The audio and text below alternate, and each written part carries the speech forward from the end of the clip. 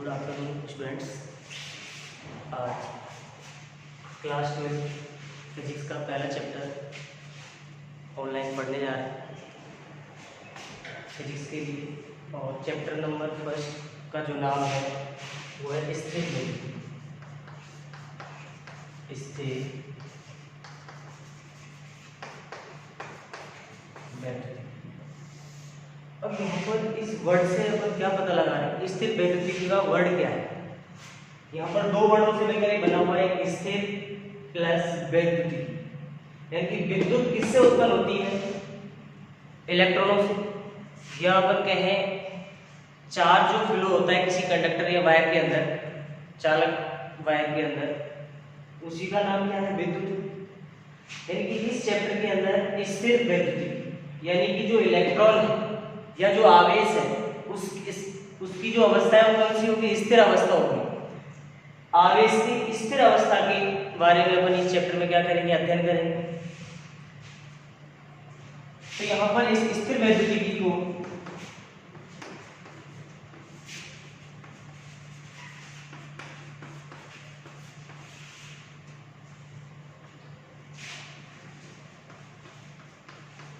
भौतिक विज्ञान का वह भाग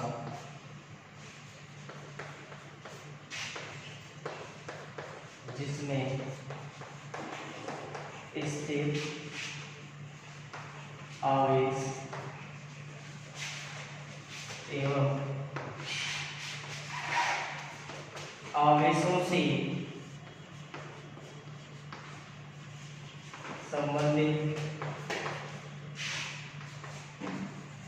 संबंधित घटनाओं का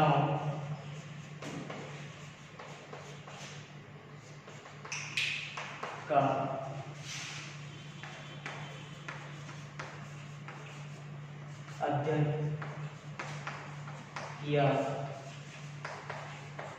किया जाता है। स्थिर वैद्युतिकी कहलाती है। स्थिर वैद्युतिकी कहलाती है भौतिक विज्ञान का व्यवहार जिसमें स्थिर आवेश एवं आवेशों से संबंधित घटनाओं का अध्ययन किया जाता है, स्थिर वैद्युतिकी कहलाती है।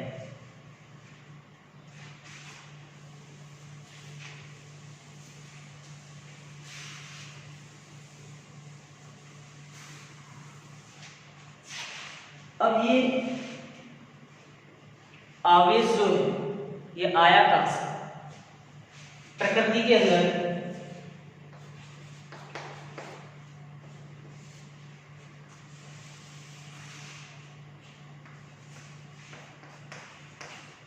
पदार्थ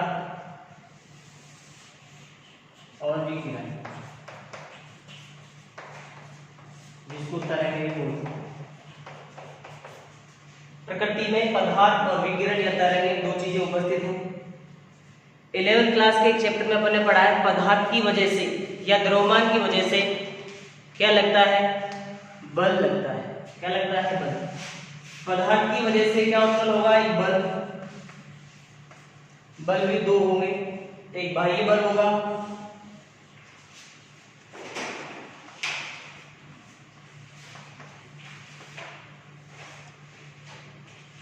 दूसरा होगा सूक्ष्म बल। सूक्ष्म बल के अंतर्गत नाभिकीय बल आते हैं। कौन से बल आते हैं? नाभिकीय बल।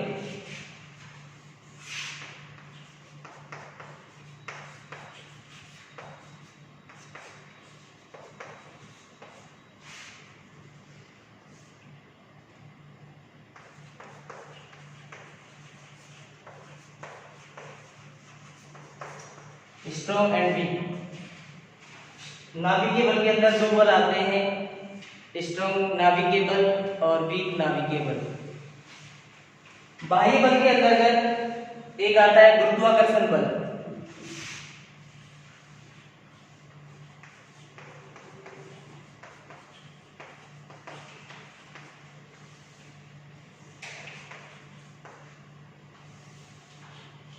दूसरा आता है विद्युत चुंबकीय बल।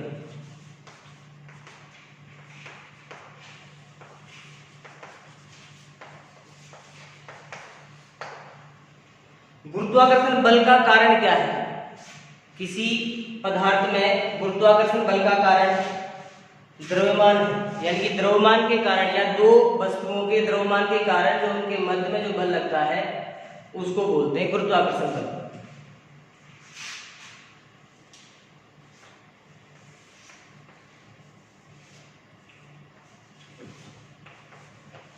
कारण है इसका द्रव्यमान।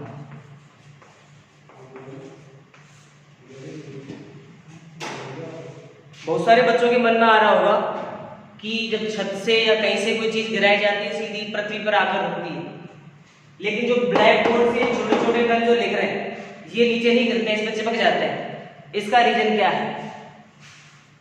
यानी कि ब्लैक बोर्ड पर जो छोटे छोटे कण चिपके हुए हैं इसका रीजन क्या है? इसका रीजन है आवेश, या अपन कहें आवेश, यानी कि घर्षण की वजह से इस वाले ब्लैक बोर्ड पर क्या उत्पन्न हो रहा है? आवेश उत्पन्न हो रहा है। क्या उत्पन्न हो रहा है? आवेश। यानी कि विद्युत चुंबकीय बल का कारण क्या है? विद्युत चुंबकीय बल।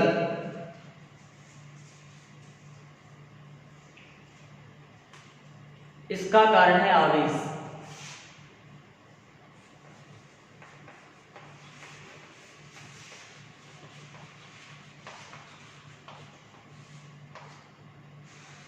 अब बच्चों से एक क्वेश्चन है कि गुरुत्वाकर्षण बल स्ट्रॉन्ग है या कूलम्ब बल या जिस आवेशों की वजह से जो बल लग रहा है वो स्ट्रॉन्ग है।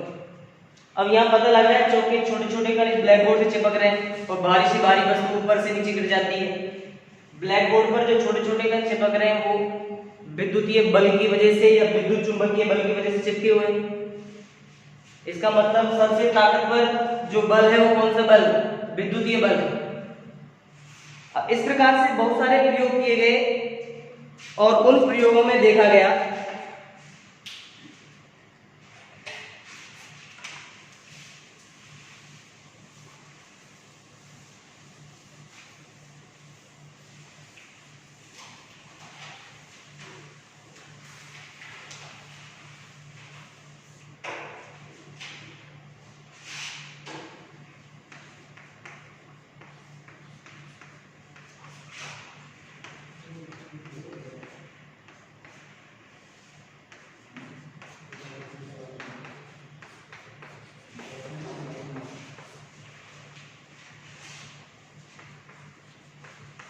विभिन्न प्रयोगों से ज्ञात किया गया। पॉइंट नंबर फर्स्ट, जब कांच की छड़ को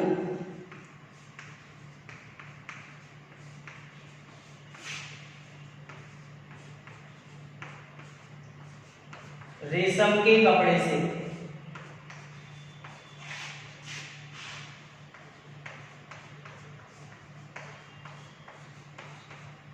रगड़ा जाता है तो कांच की छड़ पर एक विशेष प्रकार का गुणधर्म, तो कांच की छड़ पर एक विशेष प्रकार का गुणधर्म आवेशित होना कहलाता है।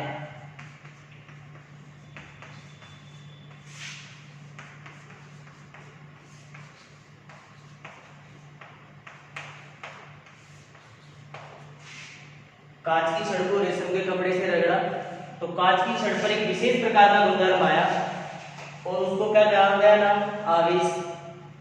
क्या नाम दिया गया उसको? यानी कि जो कांच की छड़ हो क्या होगी? आवेशित होगी। इसका मतलब इससे क्या निष्कर्ष निकाल सकते हैं? इसका निष्कर्ष है जब दो वस्तुओं को आपस में रगड़ा जाता है, आवेशीकरण के लिए या आवेशित होने के लिए इलेक्ट्रॉन किसी एक बॉडी से निकलते हैं और किसी दूसरी बॉडी पर जाते हैं।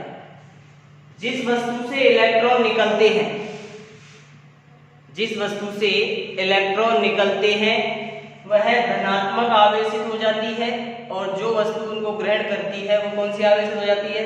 ऋणात्मक आवेशित हो जाती है। इसी प्रयोगों में एक दूसरा प्रयोग है, जब एमोनाइट या प्लास्टिक,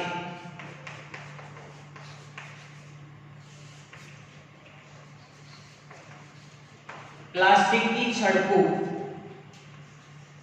बिल्ली की खाल या फर बोल सकते हैं।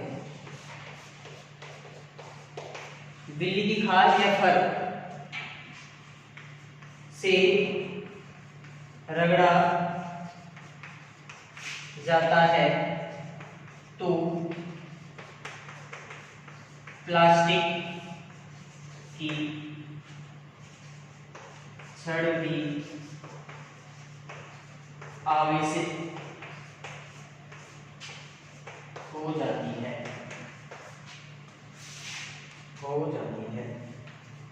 यानी कि दो निष्कर्ष निकाले। कांच की छड़ को रेशम के कपड़े से रगड़ा, कांच की छड़ पर एक विशेष प्रकार का गुणधर्म आया। जब एवोलाइट ने प्लास्टिक की छड़ को बिल्ली की खाल से रगड़ा गया तो प्लास्टिक की छड़ पर भी एक गुणधर्म आया, या प्लास्टिक की छड़ भी क्या हो गई, आवेशित हो गई। अब यहाँ ऐसे कैसे पता लगाएंगे कि कौन सी वस्तु या कौन सी छड़ आवेशित हुई और किस प्रकार से, धनात्मक आवेशित हुई या ऋणात्मक आवेशित हुई।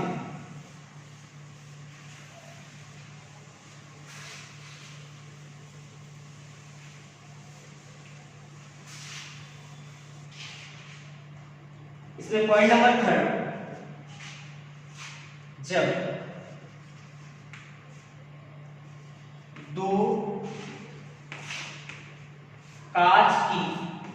जब दो कांच की छड़ों को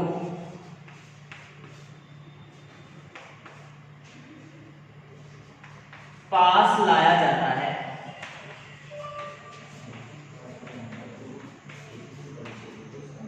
एवं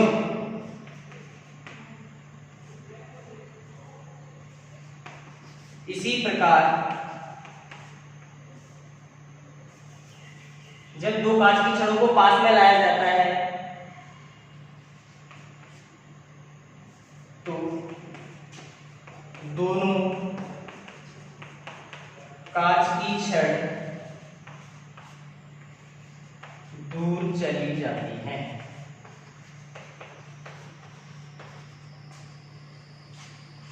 यानी दोनों में प्रतिकर्षण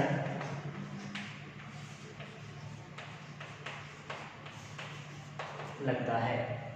यानी जब दो कांच की छड़ों को पास में लाया जाता है तो दोनों दूर चली जाती है। इसका मतलब दोनों कांच की छड़ों में कौन सा बल लगता है, प्रतिकर्षण बल लगता है। कौन सा लगता है, प्रतिकर्षण। इसी प्रकार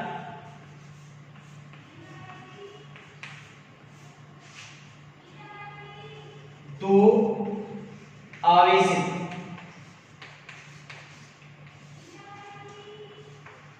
प्लास्टिक की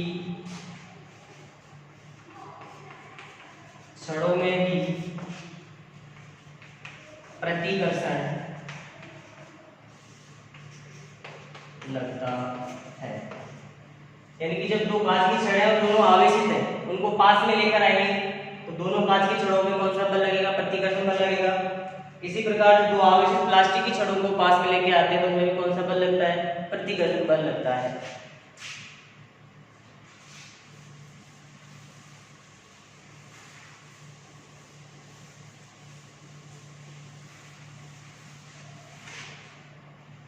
देखिए डायग्राम्स।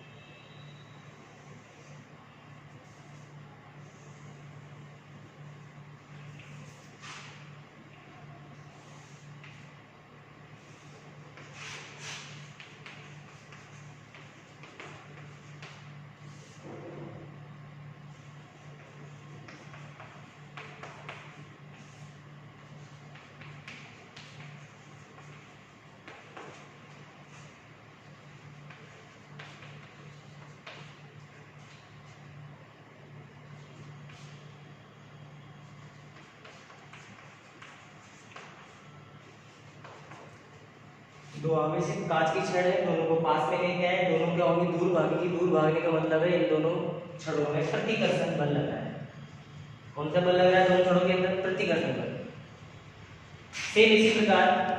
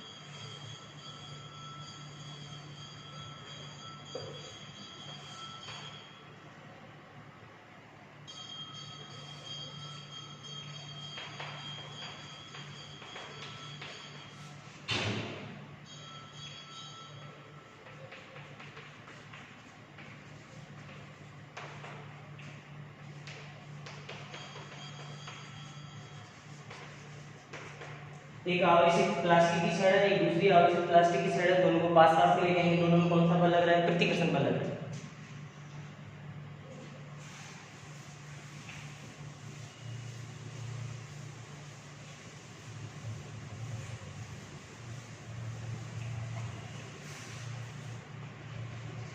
पॉइंट नंबर 4, जब एक कांच की छड़ तथा एक प्लास्टिक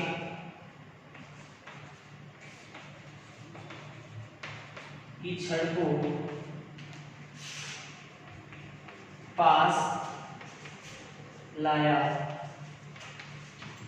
जाता है तो दोनों में आकर्षण पाया जाता है। जब एक कांच की छड़ तथा एक प्लास्टिक की छड़ दोनों को पास लाया जाता है तो दोनों में आकर्षण बल पाया जाता है। इसका मतलब क्या है? एक धनात्मक आवेशित छड़ थी और दूसरी जो छड़ थी वो कौन सी थी? ऋणात्मक आवेशित छड़ थी। अब अपन कह नहीं सकते कि कांच की छड़ ऋणावेशित थी या धनावेशित थी, यानी कि कांच की छड़ पर एक आवेश था और प्लास्टिक की छड़ पर कोई दूसरा आवेश था। जब दोनों में असमान आवेश होगा तो दोनों में कौन सा बल लगेगा? आकर्षण बल पाया जाएगा। कौन सा बल पाया जाएगा? आकर्षण बल। देखिए यहाँ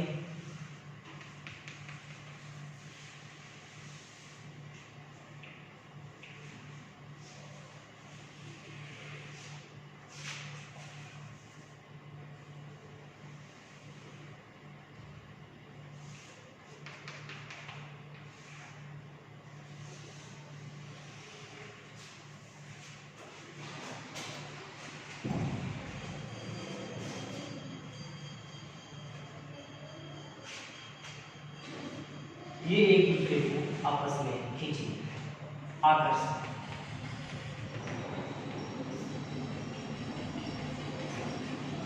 ग्लास रॉड, प्लास्टिक, एक ग्लास रॉड है, एक प्लास्टिक छड़, दोनों को पास में लेके आते हैं, दोनों में आकर्षण पाया जाता है। और क्या पाया जाता है? आकर्षण।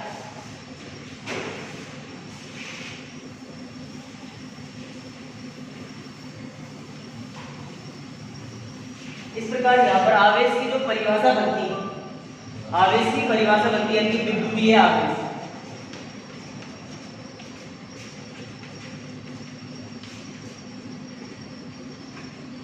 विद्युतीय आवेश, विद्युतीय आवेश का मतलब है किसी पदार्थ पर उत्पन्न वह गुण जिसके कारण वह अन्य किसी वस्तु पर क्या लगाता है? बल लगाता है। क्या कहलाता है? विद्युतीय आवेश कहलाता है। किसी पदार्थ पर उत्पन्न वह गुणधर्म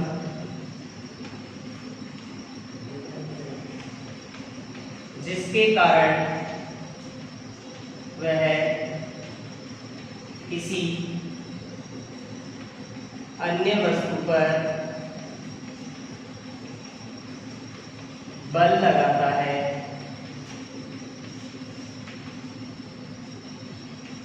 आवेश कहलाता है। इस चीज के अंदर एक क्वेश्चन बनता है, आवेश बिना किसी पदार्थ के उपस्थित हो सकता है या नहीं। या अपन कह सकते हैं पदार्थ बिना किसी आवेश के उपस्थित रह सकता है या नहीं। सोच करके आंसर बताइएगा, जब दूसरी क्लास होगी उसमें इसका आंसर दिया जाएगा।